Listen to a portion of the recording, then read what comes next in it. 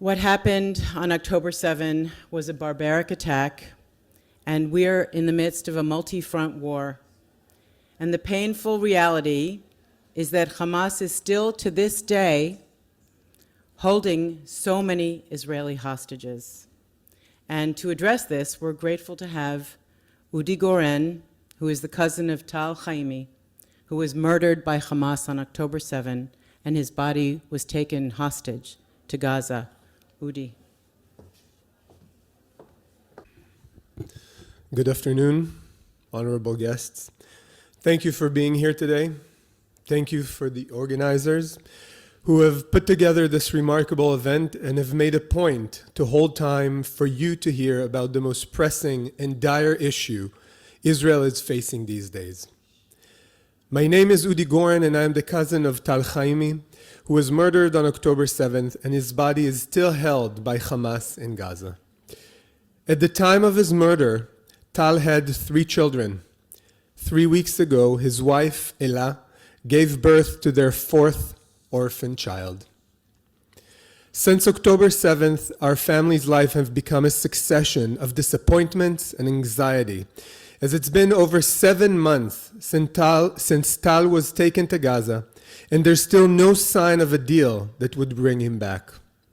In fact, no hostage has been saved for 5 months, and for 5 long and tormented months. Last night, the entire country watched a censored video of the kidnapping of 5 of the female soldiers who were captured, abused, terrorized, and taken. No human soul can remain untouched when watching this video of 19-year-old girls scared for their lives, sitting by dozens of bodies of their friends who were just slain in front of their eyes and not knowing whether or not they would be next to die.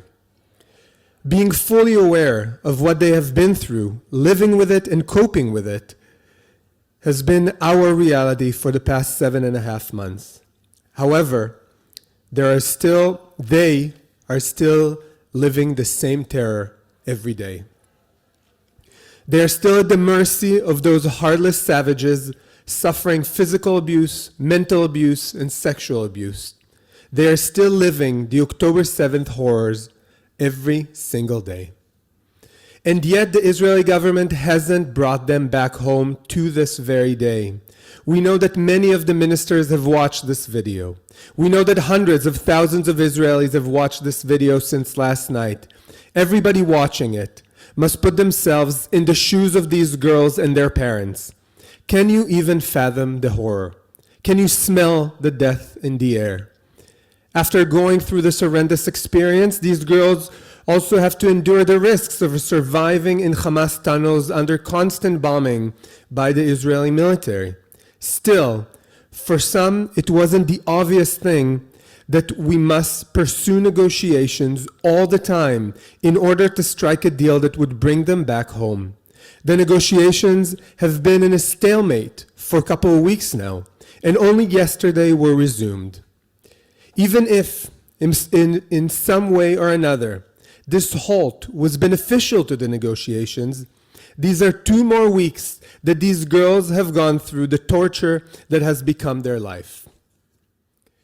How is it possible that the decision makers in Israel or worldwide can look at this video and still say anything but bring them home now?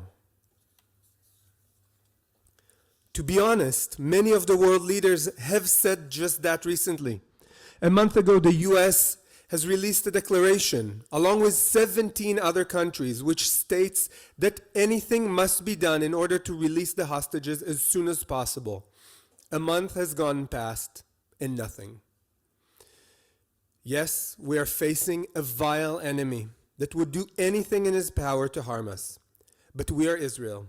We have a powerful military, a solid economy, and the international guarantees that would keep us safe for the near future, even if the war is over. I did not elect Hamas and have no expectations of it. I am an Israeli. The only people in this world who represent me and should be taking care of my well-being and that of Tal's family is the Israeli government. Only they and none other have the responsibility to solve this catastrophe for Israel. The same people who were in power on the day of October 7th and failed to protect Tal, the rest of my family, and myself. After 7.5 months, we, the hostage families, the internally displaced from northern and southern Israel, the bereaved families and the reserve soldiers, we demand to know what's the plan.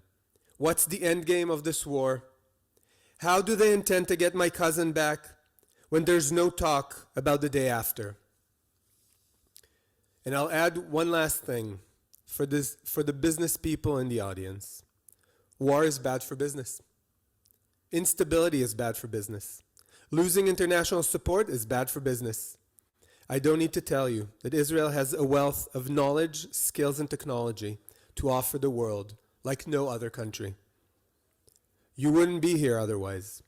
But nobody can really be fully productive and ingenious when their main concern is for their drafted brother or hostage cousin. We need this war to end so we can begin to heal and thrive again, bring back the hostages, and going back to being the startup nation that we are. Thank you.